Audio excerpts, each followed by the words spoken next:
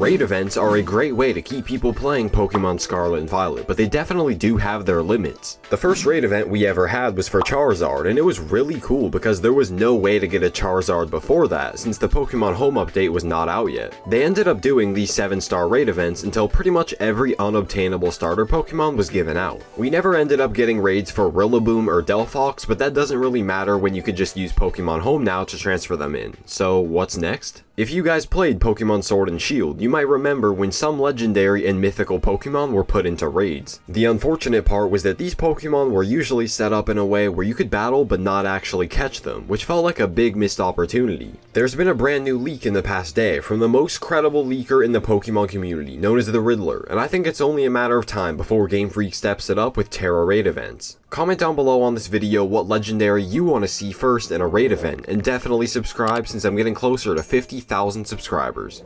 With the Pokemon Home update being out for a while, it made me realize that it's a lot less fun to transfer in Pokemon than to catch new ones. This is just an opinion of course, but since I don't do competitive battling, once I transfer in Pokemon like Dialga and Palkia from games like Legends Arceus, I just let the Pokemon sit in the PC boxes forever. I don't think this is Scarlet and Violet's fault. I've always felt this way about transferring Pokemon up, but I think we could all agree it would be great seeing legendaries and mythical Pokemon appear in raid events. Back in Pokemon Sword and Shield, there was an event that started on Pokemon Day where Mewtwo was appearing in Dynamax raids. This seemed really cool at first, and it was actually kind of fun, but players found out that not only was this Mewtwo shiny locked, but it was also uncatchable. The best part about this was that defeating Mewtwo felt like a genuine challenge, and you were given some pretty sought after items for winning. There was a cooler event that started on the day that the Isle of Armor DLC came out, which allowed players just over 11 days to defeat Zeraora in raids. This was my favorite event in Sword and Shield for multiple reasons. While Zeraora was uncatchable like Mewtwo, if 1 million trainers defeated Zeraora in time, everyone got to claim a free shiny Zeraora in Pokemon Home that they could bring into Sword and Shield.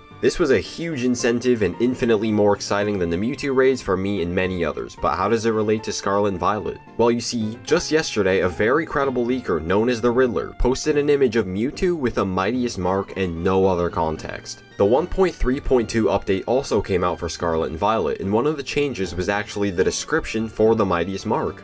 It used to say, a mark for Pokemon caught in a 7-star Tera Raid battle, and now it says, a mark for especially mighty Pokemon. This is mostly an assumption, but them making the description more vague makes me want to believe that there will be even stronger raids, maybe even up to 8, 9, or 10 stars. If they put legendaries or mythical Pokemon in raids, I'm sure they would not be the same star rank as the starter Pokemon, so it would make sense to have higher star raids in the future. They did something similar in Sword and Shield, where certain Pokemon had a much higher protective shield in raid battles. One good example was actually the Zeraora raid, where you can see on screen it had 6 levels of shield, which is more than normal Pokemon. This would make perfect sense because over time, many players in Scarlet and Violet found ways to use Pokemon like Annihilate to one-shot the raid event Pokemon, making them seem pretty underwhelming. Anyway, the Zeraora event in Sword and Shield started on the day that the first DLC came out. They could do something similar for Scarlet and Violet and have a hype new event around the DLC, but I really hope they do it sooner. The first part of the DLC, the Teal Mask, doesn't start until fall of 2023, which at the very earliest would be on September 23rd. If we have to wait at least 3 more entire months without any real content available before the DLC is out,